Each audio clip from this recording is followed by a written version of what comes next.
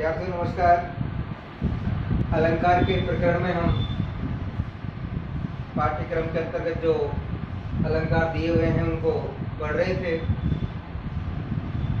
4-5 अलंकार हमने पढ़े, कुछ बचे हुए हैं उनको आज हम पढ़ेंगे। तो कल हमने उपमा और रूपक के बारे में पढ़ा था। आज हम उत्प्रेक्षा के बारे में पढ़ेंगे। उत्प्रेक्षा, उदाहरण और विरोधाभास, 3 अलंकार आपके बचे हुए हैं। उत्प्रेक्षा को मैंने कल आपको समझा दिया था। आज उसके भेद के बारे में हम पढ़ेंगे। उत्प्रेक्षा की परिभाषा, उसके लक्षण और उसके जो उदाहरण था वो समझाया था मैंने। 100 दिन हमरे माथे काटा, आपकी नोटबुक में नोट किया होगा। उसके माध्यम से मानो, मनु, जानो, जनू जो उत्प्रेक्षावाचक शब्द थे उनके माध्यम से उसको पढ़ाया था। अब उसके 3 भेद हैं। उत्प्रेक्षा जो अलंकार है इसके 3 भेद हैं। वस्तुत्प्रेक्षा, हेतुत्प्रेक्षा, फलोत्प्रेक्षा, 3 भेद। कल मैंने तीनों को इनको आपको लिखवा दिया था। अब हम आज इन तीनों को एक एक करके उनके लक्षण लिखकर आज उदाहरण सहित समझेंगे। तो पहला जो है, कल भी उसी क्रम से हमने लिखा, आज भी उसी क्रम से हम लिखेंगे। पहला जो है वो आज है हमारा उत्प्रेक्षा के अंतर्गत वस्तुत्प्रेक्षा अलंकार। वस्तुत्प्रेक्षा अलंकार कल भी हमने इनको लिखा था क्रमांक में, आज हम इनको विस्तार से पढ़ेंगे। जहां एक वस्तु, इसके लक्षण लिखेंगे, नोटबुक निकालें और इसमें लिखें। जहां एक वस्तु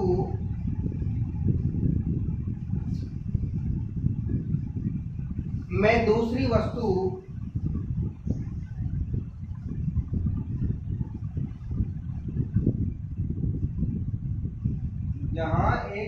में दूसरी वस्तु की संभावना की जाए, की संभावना की जाए। और वस्तुत्प्रेक्षा इसलिए उसको वस्तु से दर्शाया गया है। एक वस्तु उपमेय में दूसरी वस्तु क्या हो गई? उपमान। दूसरी वस्तु क्या हो गई? उपमान। जहां एक वस्तु अर्थात उपमेय में दूसरी वस्तु अर्थात उपमान की संभावना की जाए वहां वस्तुत्प्रेक्षा अलंकार होता है। वह कौन सा अलंकार होता है? वस्तुत्प्रेक्षा अलंकार होता है। कहाँ? जहां एक वस्तु में दूसरी वस्तु की संभावना की जाए, यानी उपमेय में उपमान की संभावना की जाए। ऐसा कैसा ही है जो हमने उत्प्रेक्षा में पढ़ा था, वही चीज है। वहां में उसमें भी उपमेय में उपमान की संभावना की गई थी और यहाँ भी वही है, बस उसका नाम बदल दिया वस्तुत्प्रेक्षा। यानी इसमें वस्तु के माध्यम से। दूसरा जो पढ़ेंगे हेतुत्प्रेक्षा, उसमें हेतु यानी कारण के माध्यम से, हेतु अहेतु वाला है। तीसरा जो पढ़ेंगे फलोत्प्रेक्षा, उसमें फल और अफल के माध्यम से। बात वही है, संभावना व्यक्त की गई है तीनों में, क्योंकि उत्प्रेक्षा अलंकार होते संभावना, मानो, मनु, जानो, जनू के माध्यम से। लेकिन इसमें वस्तु में दे दिया, उसमें हेतु अहेतु कारण सहित दे दिया। और तीसरा जो फलोत्प्रेक्षा, उसमें फल और अफल के माध्यम से दे दिया। इसमें जैसे जहां एक वस्तु में दूसरी वस्तु की संभावना की जाए, अर्थात जहां एक वस्तु में उपमेय अर्थात दूसरी वस्तु उपमान की संभावना की जाए वहां वस्तुत्प्रेक्षा अलंकार होता है। उदाहरण लिखेंगे, सोहत ओढ़े पीत पट। आप भी लिखेंगे मेरे साथ साथ। सोहत ओढ़े पीत पट।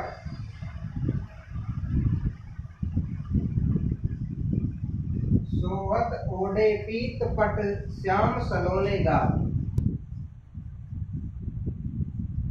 श्याम सलोने गात। पहली पंक्ति हो गई। दूसरी पंक्ति लिखेंगे, मनो नीलमणि शैल पर। पहचान आ गई है भाई, देख लेना। मनो नीलमणि शैल पर आतप पर्यो प्रवाद। आतप परियो प्रभात, अर्थ भी समझेंगे और लक्षण जो दिया हुआ है उसके माध्यम से इसको समझेंगे आप। सोहत ओढ़े पीत पट श्याम सलोने गात, मनो नीलमणि शैल पर आतप परियो प्रभात। पहली बात ये है कि पहचान दी हुई है, उत्प्रेक्षावाचक शब्द दिया हुआ है, उत्प्रेक्षावाचक।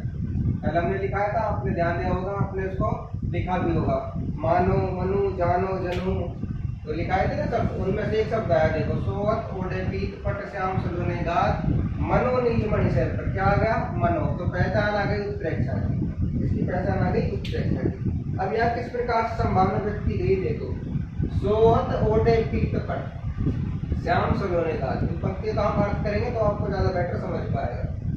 सोहत ओढ़े पीत पट, पीत मानी पीला, पट मानी वस्त्र, पीत मानी पीला और पट मानी वस्त्र, पीले वस्त्र ओढ़े सोहत सुंदर लग रहे हैं। कौन? श्याम सलोने गात, भगवान श्री कृष्ण।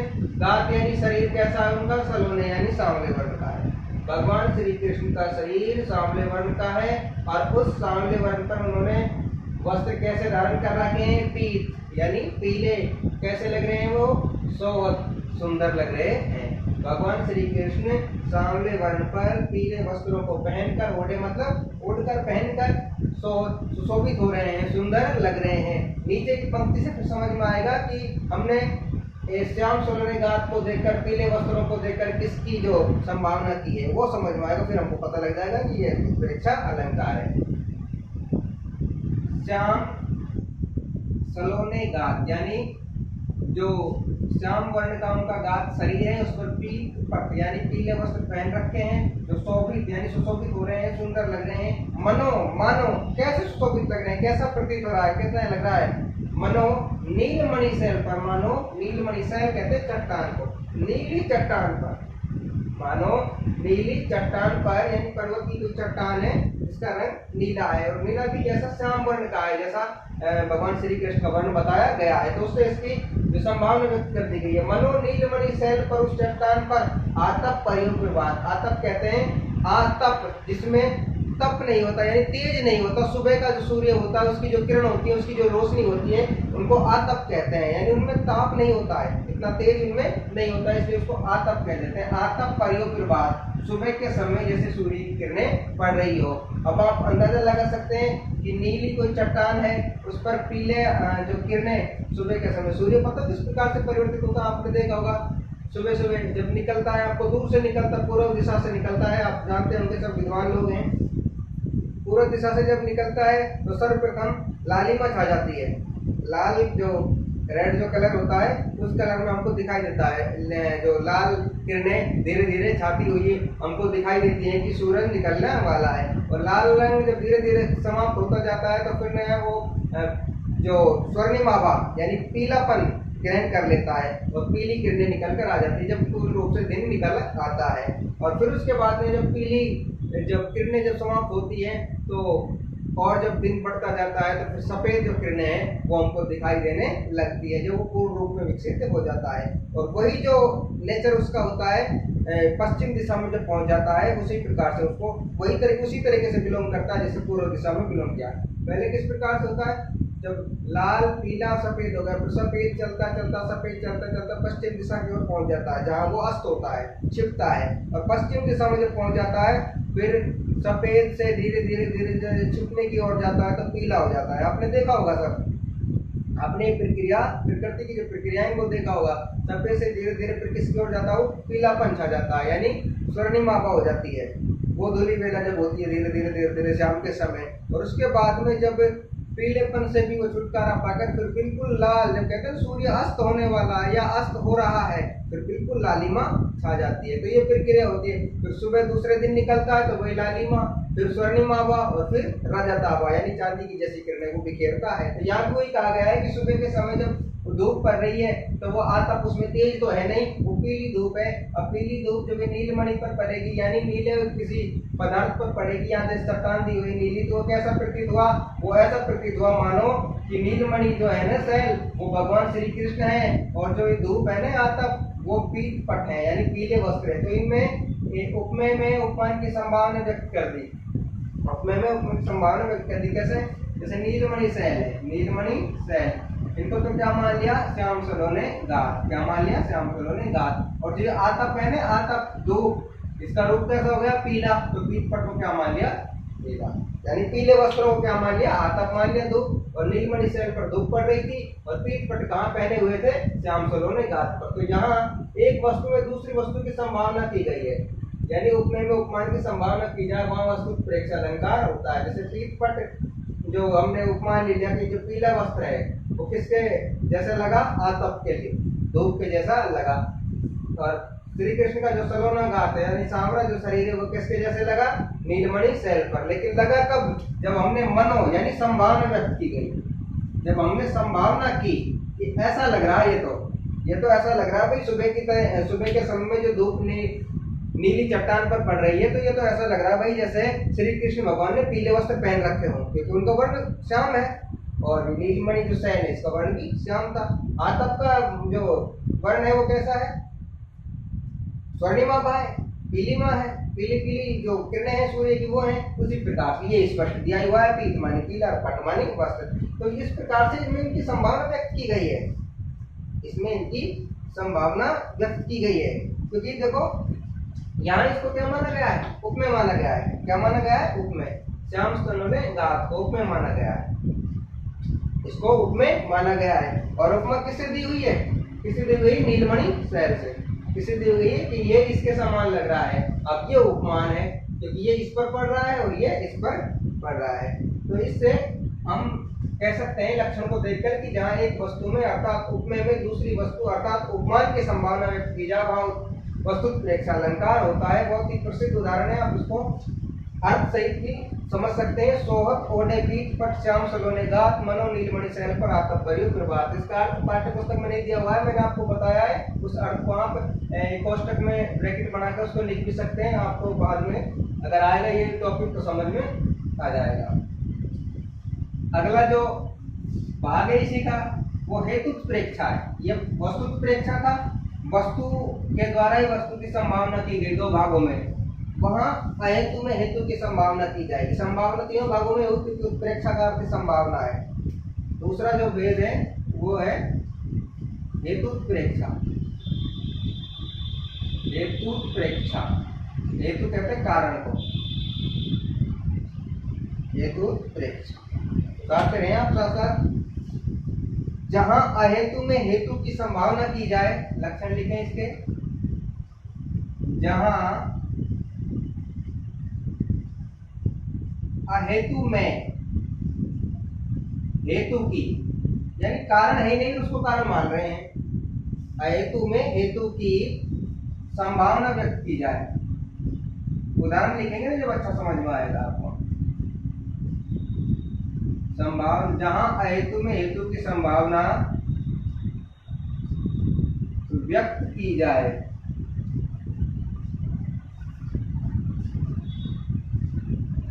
वहां हेतु प्रेक्षालंकार होता है। कहाँ? जहां अहेतु में हेतु की संभावना व्यक्त की जाए वहां हेतु प्रेक्षालंकार होता है। उदाहरण की पंक्ति दी हुई है एक, उसी को मैं लिख रहा हूं। मनो कठिन आंगन चली, मनो कठिन आंगन चली ताते राते पाए, ताते राते पाए।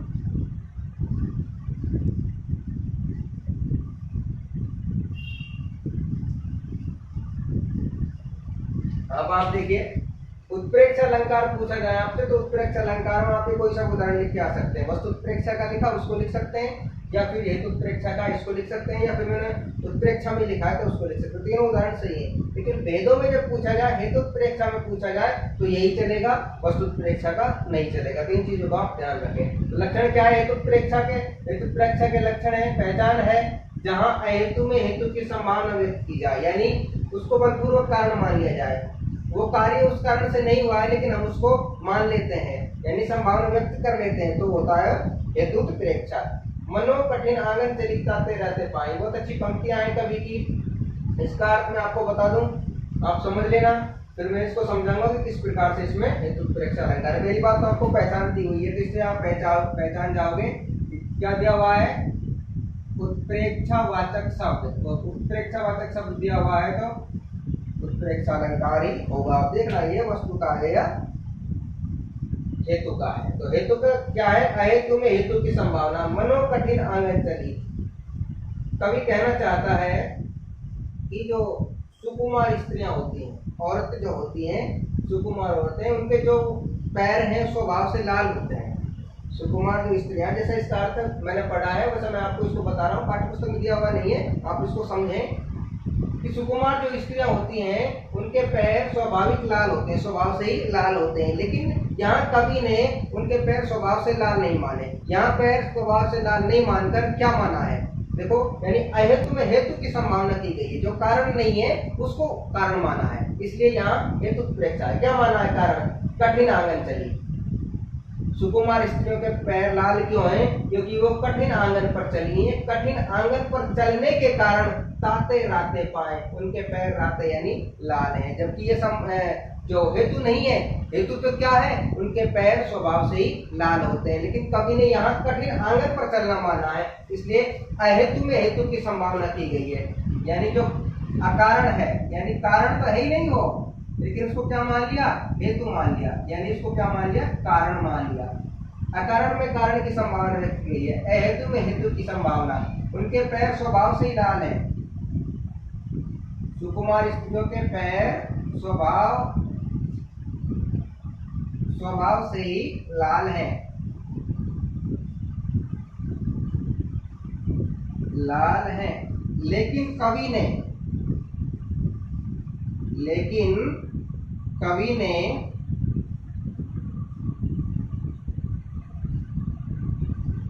कठिन आंगन पर चलने के कारण उनके पैर लाल माने।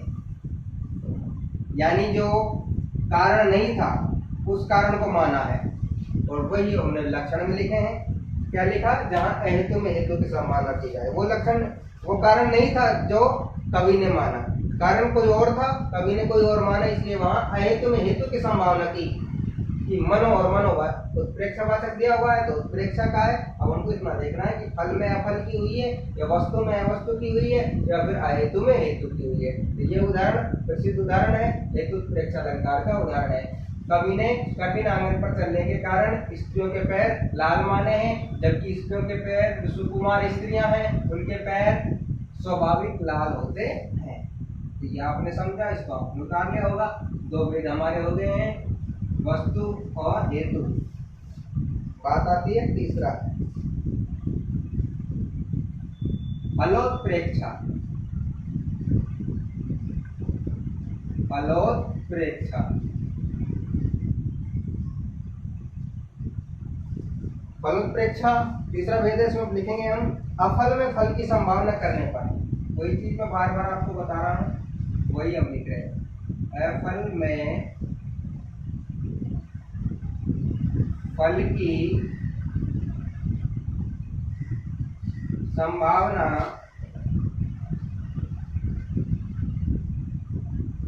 करने पर, इसमें अफल में फल की संभावना करने पर फलोत्प्रेक्षा अलंकार होता है। तीनों की परिभाषा बेटी बहुत ही छोटी छोटी है तीनों की, बस उसी नाम से हम इसको संबोधित कर रहे हैं जो हमने भेद लिखा है। वस्तु में लिखा तो आपने देखा होगा, एक वस्तु में दूसरी वस्तु की संभावना, इतना ही लिखा था ना, ज्यादा नहीं लिखा, वही समझना है। दूसरे में लिखा हेतु उत्प्रेक्षा, अहेतु में हेतु की संभावना, वही चीज है, बस जो नाम हमने यहाँ दिया था उसी को हमने यहाँ दर्शाया है बस। और अब तीसरा आपके सामने लिखा हुआ फलोत्प्रेक्षा, फल में फल की संभावना करने पर। ये लोग तीनों, यानी तीनों परिभाषाओं को मिला देने तब जाके कहीं एक बड़ी परिभाषा बनती है। तो तीनों को हमने पार्ट किए हैं, तीनों को हमने टुकड़े किए हैं, तो छोटी छोटी तीन भागों में बट गई, तो आसान है, सरल है याद करने के लिए। तो उदाहरण में आपको सरल ही समझा रहा हूँ, और वही उदाहरण में उनको अर्थ सहित भी आपको समझा रहा हूँ कि आपको अर्थ समझ में आ जाएगा तो और ज्यादा बेटर होगा। इसका उदाहरण लिखेंगे हम। स्वर्णशालियों की कलमें थी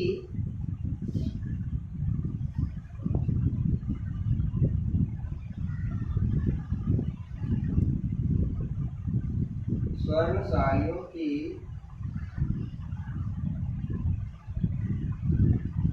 कलमें थी, दूर दूर तक फैल रही, दूर दूर तक फैल रही। उदाहरण लिख लेंगे पूरा, तब ज्यादा समझ में आएगा आपको। शरद इंदिरा के मंदिर की, यहां से लिखेंगे फिर, शरद इंदिरा के मंदिर की मानो कोई गैल रही। आ गया ना मानो, तो पहचान तो आएगी ही। पहचान तो तीनों चारों उदाहरण हमने लिखे हैं, सब में आई है, मानो कोई गैल रही। तो पहचान तो भैया आपको ये लक्षण याद करने होंगे, पहचान याद करनी होगी, निश्चित रूप से आपको ये समझ में आ जाएगा। तो कोई जरूरी नहीं है कि वो आपको उदाहरण ही दे फिर आपसे पूछे। आपसे सीधा भी पूछ सकता है कि फलोत्प्रेक्ष अलंकार को उदाहरण से समझे, तो उदाहरण याद कर लो, इसको ज्यादा बेनिफिट होगा, समझ में अच्छा आएगा। फल में फल की संभावना करने पर स्वर्णशालियों की कलमें थी, दूर दूर तक फैल रही। शरद इंदिरा के मंदिर की मानो कोई गैल रही। किस प्रकार से संभावना व्यक्त की गई है देखो। संभावना सब में की गई है भाई, तीनों भेदों में, तीनों भेदों में संभावना व्यक्त की गई है।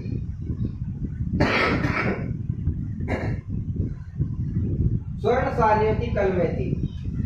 स्वर्णशाली जानते हैं? धान, इसको कहते हैं पके हुए धान को। धान जानते हैं आप? चावल का नाम सुना होगा आप, अंग्रेजी में राइस कहते हैं। उसकी जब शुरुआत होती है, पौध जब लगाई जाती है, तब तक वो धान ही रहता है। स्वर्णशालियों की कलमें थी। कलमें कहते हैं, जानते हैं? बालियां, जो बाल होती हैं उनकी जो बाल होती है ना, बालियां सबकी होती हैं, गेहूं की भी होती है, बाजरे की भी होती है, सरसों की भी होती है। तो धान की जो बालियां दूर दूर तक फैल रही, यानी धान का कोई खेत है। अब आप इस चीज को अच्छी तरह से जानते हैं, जब भी कृषक खेती करता है तो जितना ज्यादा हो सके उसको सुंदर बनाने की कोशिश करता है, उसको स्वच्छ बनाने की कोशिश करता है। यानी खेत में उसी प्रकार से, यानी पगडंडियां बनाता है जो उसको आसानी हो, या उसको एक जगह से खड़े होकर दूसरे छोर तक उसको निहार सके, उसको देख सके। तो वही बात यहाँ है, स्वर्णशालियों की कलमें थी, यानी पके हुए धान की बालियां थी, दूर दूर तक फैल रही, पूरे खेत में, जहाँ तक किसान ने उस खेत को बोया हुआ था, दूर दूर तक फैल रही। लेकिन उसमें संभावना क्या व्यक्त की गई है? उसमें संभावना ये व्यक्त की गई है कि वो जो कलमें थी, यानी जो बालियां थी, उनके कारण ऐसा प्रतीत हो रहा है कि वो रास्ता बना हुआ है, वो रास्ता बना हुआ है। आपने देखा होगा पगडंडी पे जब आप खड़े होते हैं तो दोनों तरफ पगडंडी जैसे बीच में होती है, और दोनों तरफ फसलें हों, और फसल के साथ साथ वो फसल बड़ी बड़ी और उनमें बालियां आती हों, या फिर बालियां नहीं हो तब भी वो दोनों बराबर की हो, तो बीच में जैसे वो रास्ता हो तो बिल्कुल पगडंडी जैसा लगता है, यानी रास्ता जैसा लगता है। वही बात यहाँ कही गई है कि धान की जो बालियां थी, पकी हुई थी, दूर दूर तक फैल रही थी। कवि ने उसको किससे संबोधित कर दिया? उसको संबोधित कर दिया मानो शरद इंदिरा के मंदिर की मानो कोई गैल रही। ये मंदिर जाने के लिए कोई गैल है, लक्ष्मी जी के मंदिर जाने के लिए कोई पगडंडी है, कोई रास्ता है। अब देखो अफल फल कहाँ मिला हमको? देखो स्वर्णशालियों की कलमें थी, किसकी बालें थी?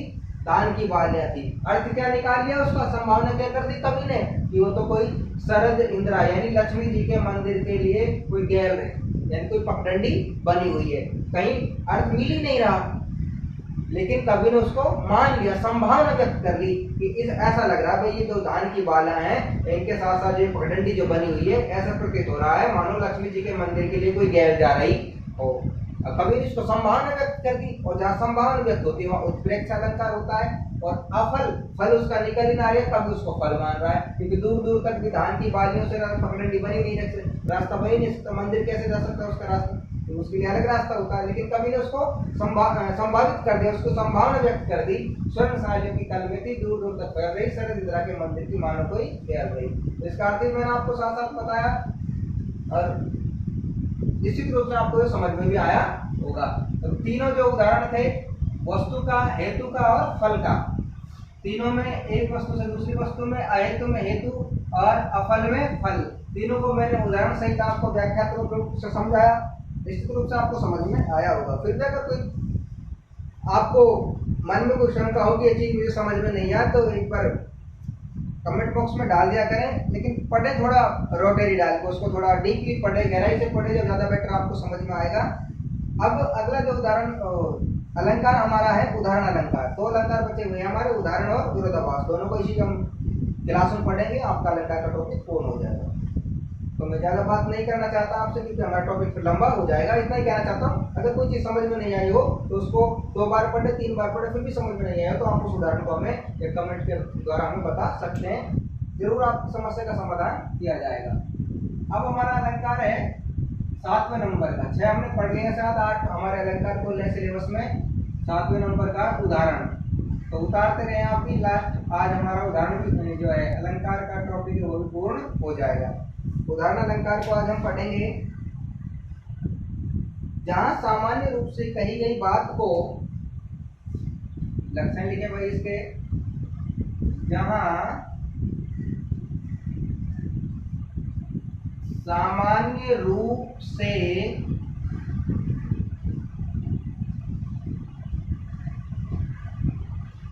कही गई बात को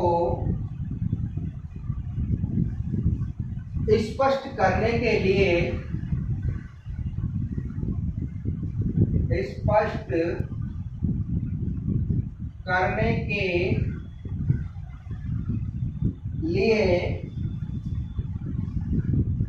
कोई विशेष बात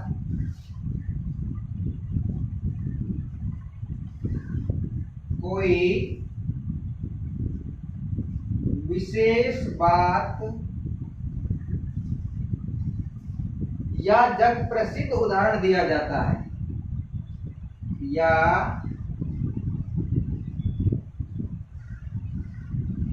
जग प्रसिद्ध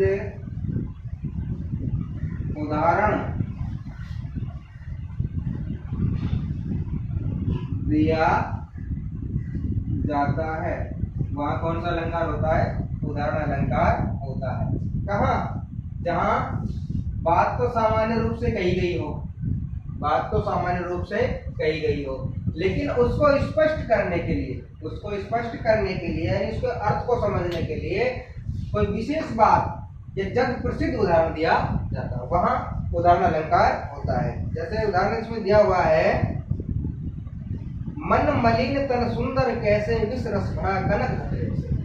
बहुत अच्छा उदाहरण है, उतारेंगे जब समझ में आएगा, मैं इसका अर्थ भी आपको बताऊंगा। मन मलिन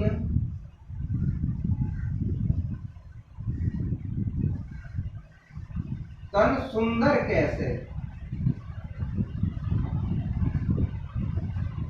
मन मलिन तन सुंदर कैसे विष रस भरा कनक घट जैसे। विष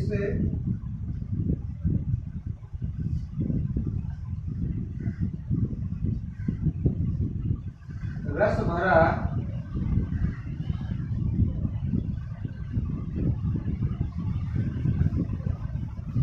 कनक घट जैसे। देखिए बच्चों, बहुत ही अच्छा उदाहरण है, इसका अर्थ मैं आपको समझा देता हूँ, फिर मैं बताऊंगा कि किस प्रकार से इसको उदाहरण अलंकार के माध्यम से कवि ने समझाया है। जहाँ सामान्य रूप से कही गई बात को स्पष्ट करने के लिए, बात तो सामान्य है, मन मलिन तन सुंदर कैसे विष रस भरा कनक घट जैसे, लेकिन कोई विशेष बात कही गई है, जग प्रसिद्ध उदाहरण दिया गया है। तो अब हमको समझेंगे इसको। देखो, कवि कहना चाहता है मन मलिन तन सुंदर कैसे, कि जिस व्यक्ति का मन मैला हो, मन मलिन, जिस व्यक्ति का मन मैला हो, तन सुंदर कैसे, तो उसका तन कैसे सुंदर हो सकता है? तन तो बाहरी कवच है, बाहरी दिखावा है, जो आंतरिक कवच है, आत्मिक जो अभिव्यक्ति है, वो तो किसके द्वारा अभिव्यक्त होती है? मन के द्वारा। और जब मन ही मैला है, मन मलिन, जब मन ही मैला है तो तन सुंदर कैसे हो सकता है? उसके लिए कवि ने नीचे की पंक्ति में वो उदाहरण दे दिया जो बात हमने लक्षण में लिखा है, विशेष बात, ये जग प्रसिद्ध उदाहरण क्या दे दिया? वो तो ऐसा हुआ, मन मलिन तन सुंदर कैसे हुआ? ऐसे हुआ। वो तो जैसे विष रस भरा कनक घट, जैसे कनक मानी सोना, घट मानी घड़ा, जैसे सोने के कलश में विष रस भरा, जहर भर दिया हो। तो बाहरी आवरण तो किसका बना हुआ है? स्वर्णिम आवरण है, सोने का बना हुआ है, लेकिन अंदर तो क्या भरा हुआ है? विष भरा हुआ है। तो साधु लोग ऐसे पात्रों की निंदा करते हैं। उसी प्रकार से व्यक्ति का मन जब मैला हो तो तन सुंदर कैसे हो सकता है? वो तो तन तो उसका कनक घट के समान है, लेकिन अंदर तो क्या भरा हुआ है? मन में विष भरा हुआ है। तो ये जग प्रसिद्ध उदाहरण दे दिया, विशेष बात बता दी कि सामान्य रूप से कही गई बात को स्पष्ट करने के लिए कोई विशेष बात है, जग प्रसिद्ध उदाहरण दिया जाता है। मन मलिन तन सुंदर कैसे, विष रस भरा कनक घट जैसे। व्यक्ति का जब मन ही मैला है तो तन सुंदर नहीं हो सकता। कैसे नहीं हो सकता? जिस प्रकार से सोने के कलश में अगर विष भर दिया जाए तो उसकी जो सुंदरता तो वही रहेगी, लेकिन उसकी जो महत्वता है वो समाप्त हो जाएगी। तो ये सामान्य रूप से कही गई बात को स्पष्ट करने के लिए कोई विशेष बात है, जग प्रसिद्ध उदाहरण दिया जाता है, वहां उदाहरण अलंकार होता है। लास्ट का अलंकार रहा है विरोधाभास। पाठ्य पुस्तक के अंतर्गत जो सिलेबस में दिया हुआ है विरोधाभास अलंकार।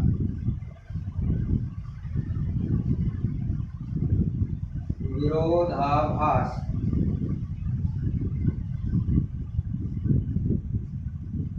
विरोधाभास अलंकार को हम पढ़ेंगे।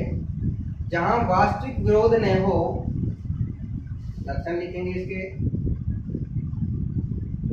जहां वास्तविक विरोध न हो, देखो समझना, वास्तविक विरोध न हो किंतु अर्थ करने पर विरोध सा जान पड़ता है। किंतु अर्थ करने पर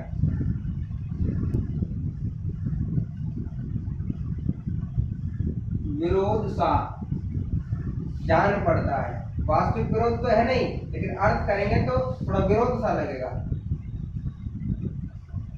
विरोध सा जान पड़ता है, वहां विरोधाभास अलंकार होता है। जहां वास्तविक विरोध तो होता नहीं है, किंतु उन पंक्तियों का जब हम अर्थ करते हैं तो विरोध सा जान पड़ता है, यानी विरोध महसूस होता है। वो कैसे होता है? देखो,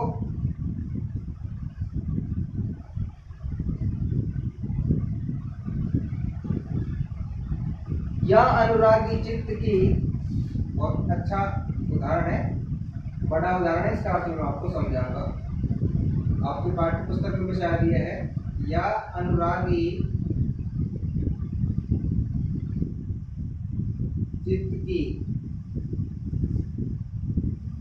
गति समझे नहीं कोई, गति समझे नहीं कोई, जो जो बूढ़े श्याम रंग,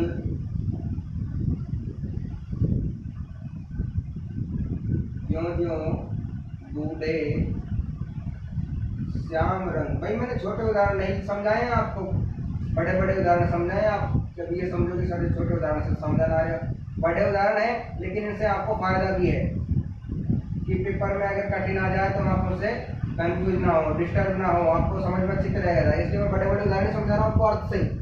या अनुरागी चित्त की गति समझे नहीं कोई, क्यों क्यों बूढ़े श्याम रंग, श्याम रंग क्यों क्यों उज्जवल हो। बहुत अच्छा उदाहरण है, अब इसका अर्थ हम पढ़ेंगे। आप उतारें, क्यों क्यों उज्जवल होए। उज्जवल में दोनों जो जय हैं वो आधे हैं, अशुद्ध लिखते हैं इसको, उज्जवल को बहुत सारे बच्चे, तो इनमें दोनों जय आप आधे लिखना। अब इसका अर्थ मैं समझा रहा हूँ आपको। या अनुरागी चित्त की गति समझे नहीं कोई, कवि कहना चाहता है कि हमारा जो अनुरागी चित्त है, यानी जो मन है, जो मन है, अनुराग जानते हैं किसे कहते हैं? अनुराग प्रेम का पर्यायवाची, अनुराग प्रेम का पर्यायवाची, यानी हमारा जो प्रेम रूपी जो मन है, इसकी गति को कोई नहीं समझ सकता, इसकी गति को कोई नहीं समझ सकता कब किस दिशा की ओर ये चल पड़े, इसकी गति को कोई नहीं समझ सकता। कवि कहना चाहता है यह अनुरागी चित्त की गति समझे नहीं कोई, ज्यों ज्यों बूढ़े श्याम रंग त्यों त्यों उज्जवल होए। देखो विरोधाभास किस प्रकार से प्रतीत हुआ है, ज्यों ज्यों बूढ़े श्याम रंग और त्यों त्यों उज्जवल होए। हम देखना किस प्रकार से, हम पहले हम लक्षण पढ़ेंगे फिर समझेंगे इसको दोबारा। वास्तविक विरोध नहीं हो किंतु अर्थ करने पर विरोध का जाना पड़ता। अब इसको पढ़ेंगे ना, हम पढ़ेंगे तो वास्तविक विरोध होगा ही नहीं, क्योंकि हमें समझ में नहीं आएगा। जब उसका अर्थ करेंगे तो समझ में आएगा। या अनुरागी चित्त की गति समझे नहीं कोई, जो जो बूढ़े श्याम रंग क्यों तो जलवन, ये हो गया उदाहरण। लेकिन आप इसका अर्थ करेंगे जब पता लगेगा कि वास्तविक विरोध तो नहीं है। जब अर्थ करते हैं ना तो विरोध सजाना पड़ता है। कैसे? कवि कहना चाहता है कि इस मन की, प्रेमी मन की गति को कोई नहीं समझ सकता। ये जो जो श्याम के रंग में डूबता है त्यों त्यों ये उज्जवल होता है। यानी जितना ये भक्ति में लीन होता है, जितना ये भक्ति में लीन होता है उतना ही प्रभु की भक्ति में और ज्यादा लीन ये हो जाता है। मन बहुत ज्यादा भक्ति में डीपली यानी बहुत गहराई तक चला जाता है। एक अर्थ तो इसका ये हुआ, लेकिन दूसरा अर्थ विरोध जान पड़ेगा कैसे। देखो श्याम रंग, श्याम रंग यानी श्याम वर्ण, श्याम वर्ण, और श्याम वर्ण को हम काला कह सकते हैं, काला रंग। अगर किसी वस्तु को ज्यों ज्यों बूढ़े श्याम रंग, अगर किसी वस्तु को बूढ़े, बूढ़े यानी डूबे, अर्थ क्या है बूढ़े का? डूबे। किसी वस्तु को अगर हम श्याम रंग यानी श्याम वर्ण में या काले रंग में डुबोएंगे तो उसका रंग कैसा हो जाएगा? भाई स्वाभाविक बात है, उसका रंग काला ही होगा, काले रंग में जब हम उसको डुबाएंगे। लेकिन अगली पंक्ति को तुरंत हम पढ़ रहे हैं, क्यों क्यों उज्जवल होए। उज्जवल का अर्थ क्या होता? उज्जवल का अर्थ है सफेद। तो ये तो विरोध हो गया, ये तो विरोध हो गया। कैसे विरोध हो गया? विरोध कैसे हो गया? काले रंग में हम उसको डुबा दिया किसी वस्तु को, और जब बाद में उसको देखा तो उसका रंग कैसा हो गया? सफेद। ऐसा कैसे हो सकता है? काले रंग में अगर किसी वस्तु को डुबाएंगे तो निश्चित उसका रंग कैसा होगा? काला ही होगा। लेकिन ज्यों ज्यों बूढ़े यानी श्याम रंग में जिस प्रकार से डूबते हैं क्यों क्यों उज्जवल हो, उसका रंग कैसा बन गया? सफेद माना गया। तो ये अर्थ करने पर इसका विरोध प्रतीत हुआ हमें। वास्तविक विरोध नहीं है, ये वास्तविक विरोध नहीं है। वास्तविक विरोध तो क्या है कि प्रभु श्री कृष्ण के जब रंग में रंग जाते हैं तो और ज्यादा हम उसमें डूब जाते हैं, यानी भक्ति में लीन हो जाते हैं। लेकिन जब इसका अर्थ क्या, श्याम वर्ण में काले रंग में हम किसी चीज को डालेंगे, डुबोएंगे, उसमें अपना हाथ भी डालेंगे तो वो काला ही होगा। लेकिन यहाँ तो जितना काले में जा रहे हैं उतना ही सफेद हो रहा है, जितना काले में हम डाल रहे हैं उतना ही सफेद हो रहा है। तो यहाँ वास्तविक विरोध नहीं हुआ, किंतु अर्थ करने पर विरोध सजान पड़ा। इसलिए यहाँ कौन सा अलंकार है? विरोधाभास। इसलिए नाम भी इसका विरोधाभास है, विरोधाभास अलंकार। तो आज हमारा और भी इसके काफी सारे उदाहरण है बेटा। आप एक तो प्रत्येक अलंकार के एक एक उदाहरण आपकी पाठ्य पुस्तक में से उतारना और उनको हल करना, छांटना उनमें के कि वर्ण क्या वर्ती हुई है या शब्द क्या वर्ती हुई है या उपमेय उपमान है, संभावना व्यक्त की गई है, आरोप किया गया है। इनको आप सबको एक एक उदाहरण उतार के और उनको समझने की कोशिश करना कि इसमें सर जी ने इस प्रकार से बताया तो ये अलंकार होगा, ये लक्षण दिखाया तो ये अलंकार होगा। फिर भी अगर किसी प्रकार की कोई त्रुटि आए, समस्या आए, तो आप कमेंट में उसको बता दें कि इस उदाहरण में कौन सा अलंकार होगा और किस प्रकार से होगा। उसको हम आपको जरूर उसको जो समस्या है आपको उसका समाधान करके समझाने की कोशिश करेंगे। तो आपका अलंकार का टॉपिक पूर्ण हो गया। 4 टॉपिक हो गए हैं 2 अंक के। भाषा व्याकरण लिपि में हमने पढ़ा था 2 अंक का टॉपिक, उसके बाद हम पद परिचय पढ़ा 2 अंक, फिर शब्द शक्ति पढ़ी। अब पढ़ रहे हैं हम अलंकार। अलंकार का टॉपिक आज पूर्ण हो गया। कल का हमारा जो टॉपिक रहेगा वो रहेगा पारिभाषिक शब्दावली। अंग्रेजी के जो वर्ड है उनका हमको व्यर्थ लिखना होगा। तो उसमें आपको मैं 50-60 कल का टॉपिक है वो कल ही समाप्त कर दूंगा, उसको 50-60 में लिखाऊंगा बस। बाकी आपकी जो पाठ्य पुस्तक में दी हुई है उनको आप देख लेना, पढ़ लेना, उनको याद कर लेना। मैं मुख्य 50-60 टॉपिक आपको बता के और उसको थोड़ा समझा दूंगा, हमारी व्याकरण जो पूरी हो जाएगी। तो निश्चित रूप से मुझे आशा है कि आप अच्छी तरह से समझ रहे होंगे। लेकिन सबसे बड़ी बात यह कि वीडियो को रेगुलर देखा करें तो ज़्यादा बेटर आपको समझ में आएगा। इसी वीडियो को आप लेफ्ट ना करें, छोड़े नहीं उसको, फिर आपको अगली जो वीडियो को समझ में नहीं आएगा इस प्रकार से, क्योंकि जो सिलेबस के अकॉर्डिंग जो वीडियो बनाई जा रही है उन्हीं से आपको समझ में आएगा। तो अच्छी तरीके से आप नोट्स बनाकर नोटबुक में उतारें, साथ में किसी प्रकार की कोई त्रुटि ना करें और फिर उनको पढ़ते भी रहें, रेगुलर उनको पढ़ते भी रहें। अगला टॉपिक अब हम कल पढ़ेंगे। आज के लिए इतना ही काफ़ी। नमस्कार।